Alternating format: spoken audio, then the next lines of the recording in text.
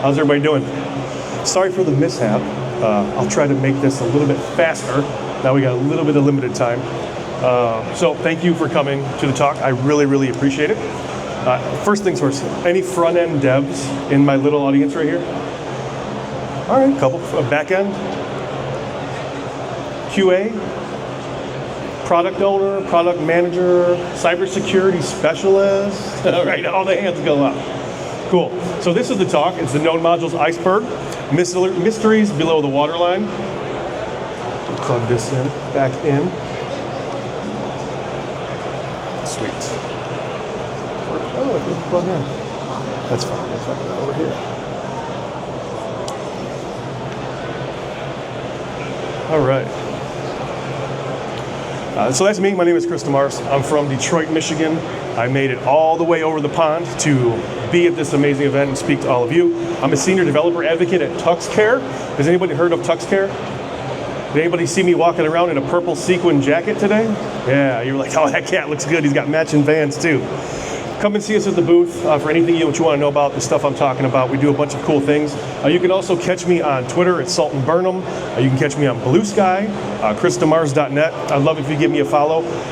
I know the title of this talk is about icebergs. I'm not going to be talking about icebergs. I just want to make a point clear. There was plenty of room on here for Jack, okay? I'm just going to get that out there. If you hate me for saying that, that's fine. Just don't at me. We have show notes for this as well. So the slides are up and available. I'm recording the talk too, so the recording will be up probably by next week. So if you want the slides for this talk, if you want to watch the talk all over again, you'll be able to catch all of that at show notes. And you can go to shownotes.tuxcare.com and you'll be able to find this as well as all the other presentations that we do at TuxCare. This is the official hashtag for the event, BHEU. So anything that you're doing today, tomorrow, or the whole rest of the week, or if you were here prior, if you're on Twitter, LinkedIn, Facebook, whatever the case may be, BHEU is the official hashtag for the event. I also have it down here in the corner, as well as hashtag developer community. Developer community is my lifeblood. I travel around the world. I live out of airplanes and suitcases for the developer community. And I would really love it and appreciate it if you're also tweeting, posting on LinkedIn, posting on Blue Sky, if you use the hashtag developer community. It's a great way for the organizers of the event, the attendees, as well as the speakers, to track engagement across what's going on. So let's hop into it. Most cybersecurity incidents were linked to unapplied patches. So check this out. 60.4% of incidents occurred while a patch was available but was not applied. Think about that. A patch was available, but it wasn't applied. Why is that? Were we cutting corners, which we shouldn't be doing? Was there just not enough money to fix it, right? Did someone high up say, oh, don't worry about this, we need to do something else, right? If everything is a priority, then nothing is.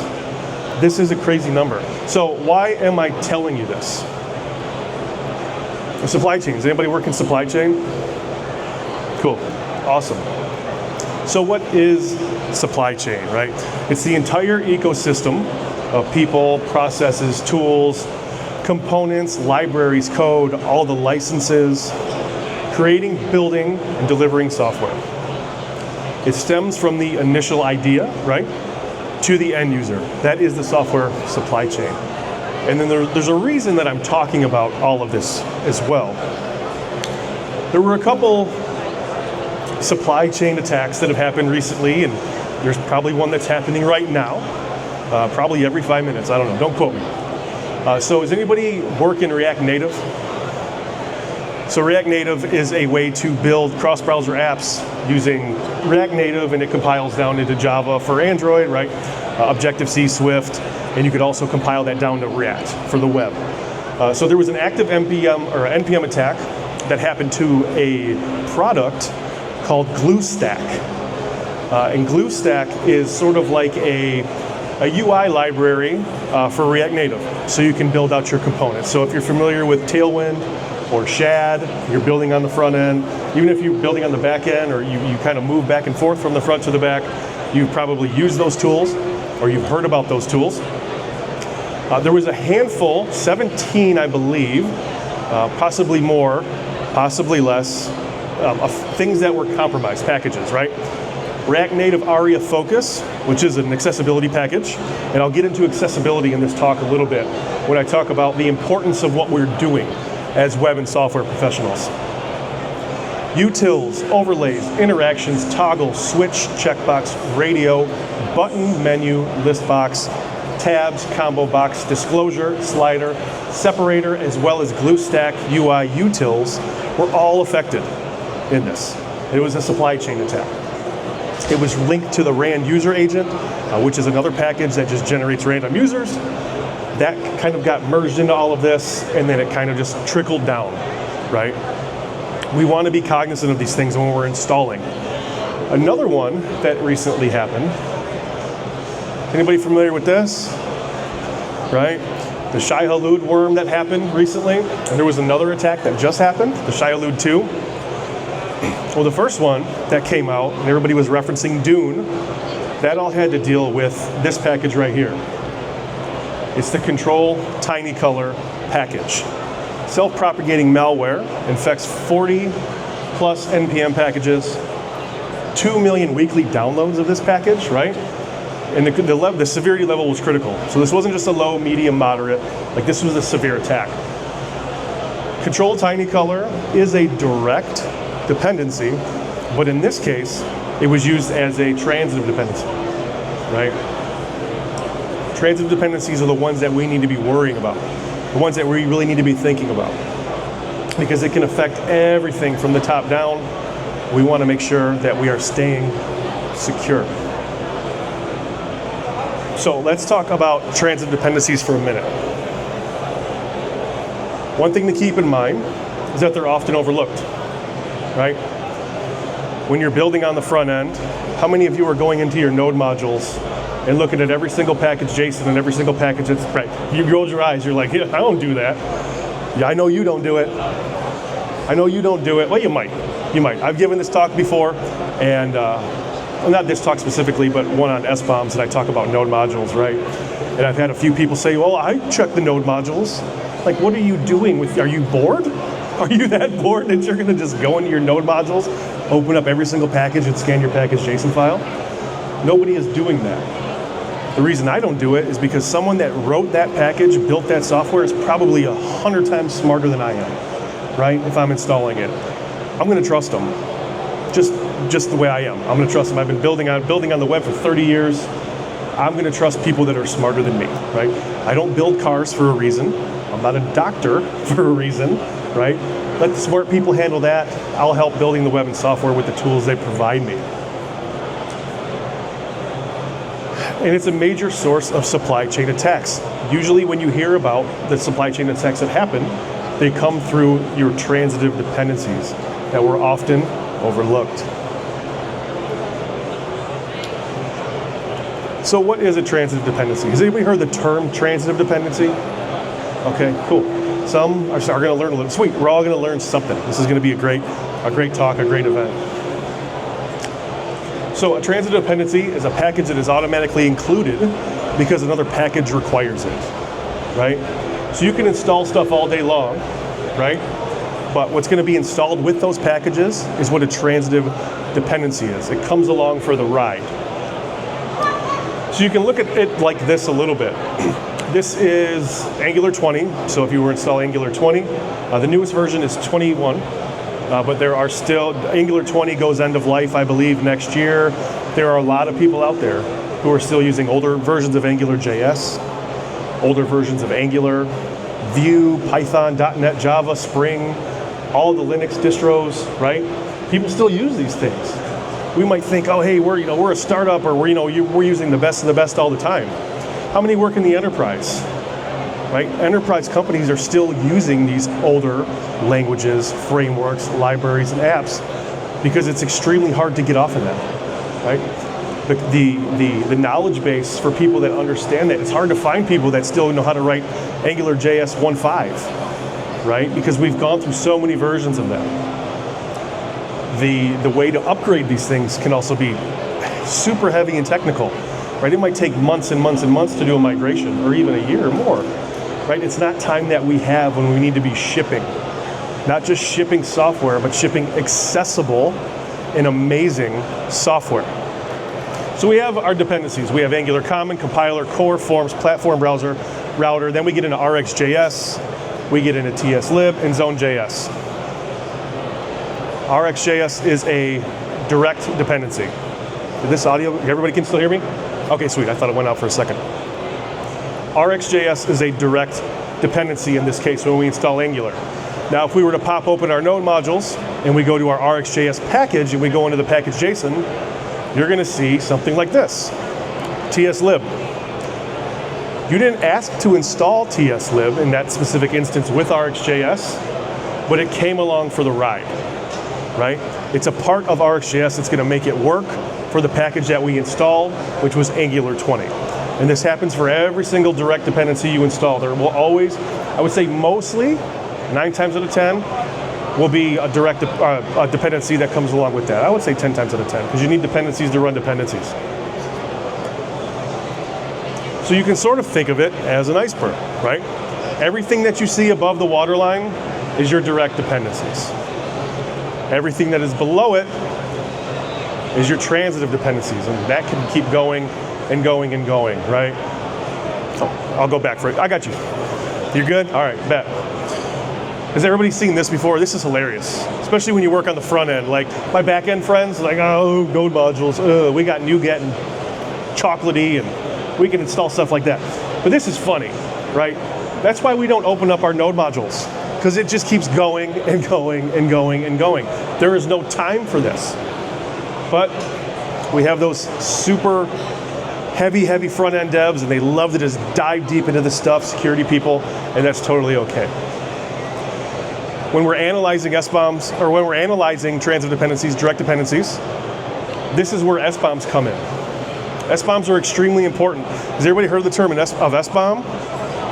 Okay, sweet. So an SBOM, what is it? For everybody that might not know, it is a software bill of materials. So you can sort of think of it like a recipe in a recipe book, all the things that make up the dish, the tools you need. You can think of it as a flight manifest for everything that goes onto a plane, a shipping manifest, right? It's all of the bits and pieces. This quote right here from Tahir, this is on Medium. You can check this out on medium.com. I love this quote. It kind of sums it up, right? An SBOM, or software bill of materials, is a detailed machine-readable list of all components within a piece of software, including dependencies, metadata, and relationships between those components. Has anybody ever looked at an SBOM before? Did you print the SBOM, or did you just look at it? It's hard to do, right? It's machine-readable. There are tools out there where you can parse that JSON and put it in a print, and you can see everything. Versions, names, hashes, licenses, all of these things that make this up, that a cybersecurity professional or maybe an architect can understand and break down. But these things are good to have on hand, because that helps you analyze your direct and your transitive dependencies. So then you can run CVE trackers and scanners to see where your vulnerabilities are at to fix those issues. How many dependencies are in your JS app? Just shout out a number. 1740 million, right? 225,000. Like, we don't know, right? It could, right, 12. Yeah, two things, that's all. I'm just building 2 things, and that's all I care about. There's a way to check, though, on the front end, and you can open your terminal up and you run npm ls. And this is it. This isn't an Angular project. I run npm ls, and then boom. I get all my lists of my direct dependencies right there, so you can see. Well, now, what if I want to check to see all of my dependencies, right? I can do it. It's not the smartest thing to do because of your terminal buffer and overload, but you can do it. And it might take a second, but you just run npm ls-all in your terminal, and you can get a list of all of the dependencies that are in your project. And what that looks like is this. Spin up your terminal, whether you're using Ghosty or Warp or iTerm, Linux subsystem. You run npm ls-all, and then you get all. And it scrolls, and I promise it stops. I promise. I'm not lying. I'm a developer advocate. I can't lie to you. My job is to build relationships in community. Well, come on. I need to speed this up for the next time I do this. And it goes and it goes. Oh, did everybody have a good lunch? Yeah? And there, it's finally done. That is all of the dependencies that are in your project because you ran npm ls-all. Cool. We learned how to do npm ls, npm ls-all. So that's great, that's fine and dandy. You just told me the packages, right? The direct and the transitive. So what vulnerabilities do I have in this project, right? Well, there's two ways to do it. Does anybody use npm to install their projects? Cool. So you can run npm audit, and npm audit, it's going to submit a description of the dependencies over to your registry. It's going to check the packages. It's going to show you everything that is in the direct dependencies, the dev dependencies, bundle dependencies, and your optional dependencies, which I've never heard that term thrown around in 30 years I've been doing this. It doesn't check peer dependencies though, which that's totally fine. When you install new packages with newer versions of npm audit runs just right off the bat. So it'll tell you your various dependencies. And if you just want to do a double check on it, run npm audit again, just to verify things. So like I was saying, npm audit command, it's available in npm version 6 and higher. npm audit will run today out of the box when you are installing new stuff. And we also have Yarn audit. So if you're using Yarn and npm are kind of, Yarn's a little bit faster, but you can also use Yarn if you're using Yarn to install your packages. This is what that output looks like. This is from npm. It'll tell you, you added so many packages, and so many of those packages were audited in 52 seconds. 144 packages looking for funding, so if you wanted to fund those packages, help out. Do your due diligence as an open source person, community member. You don't have to do that, I'm just saying. Found 68 vulnerabilities, 9 of those low, 19 moderate, 37 high, and 3 critical. So that gave you a list of all of the vulnerabilities that you have. So the one cool thing that we do at TuxCare, I support the front end ecosystem as a senior developer advocate, and I help with the front end application or the front end solutions that we have. So like, let's say that you are using an older version of Angular, right? You install Angular, this is Angular 9. People still are using Angular 9 out there.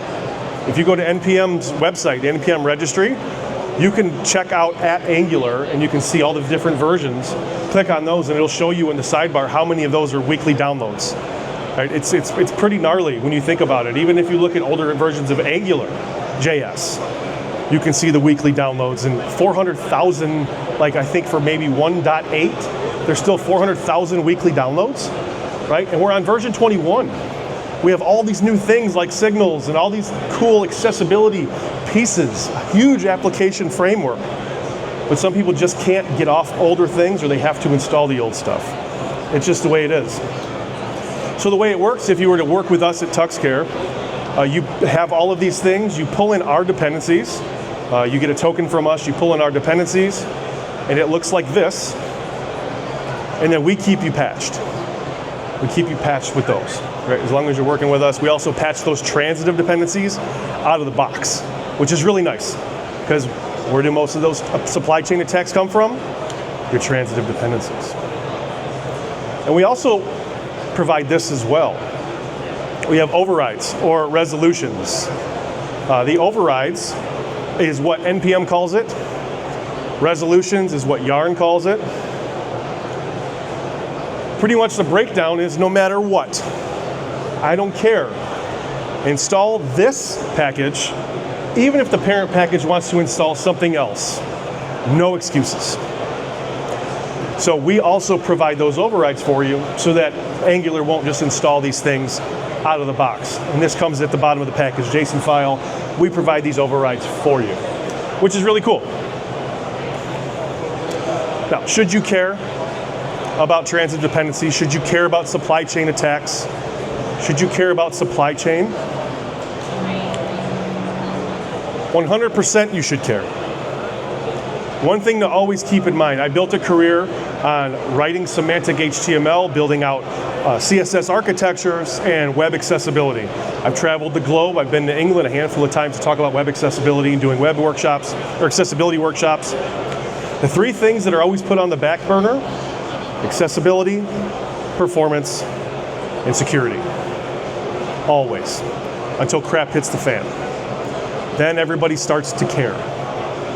We should be caring from the beginning. Always. I love this quote. This is from Endor Labs. Risk is risk. No matter what you consider with this stuff.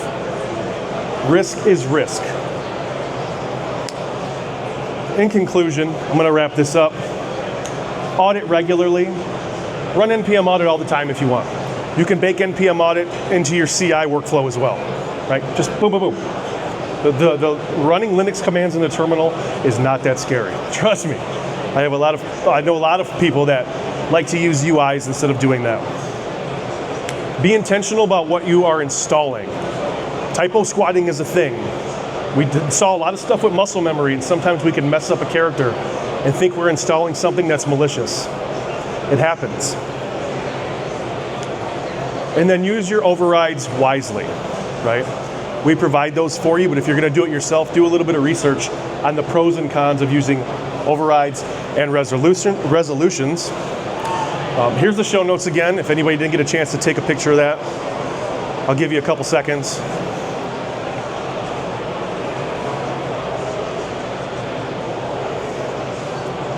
Good? Everybody good? Sweet. Cool.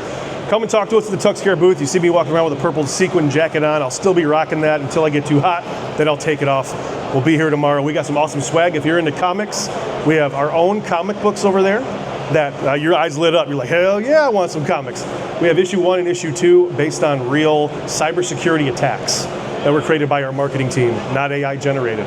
So come over there and check it out. We got a game you can play. You can win a really cool jumper or sweater where I come from. It's really cool. So check us out at the TuxCare booth. That's my time. I appreciate it. Thank you.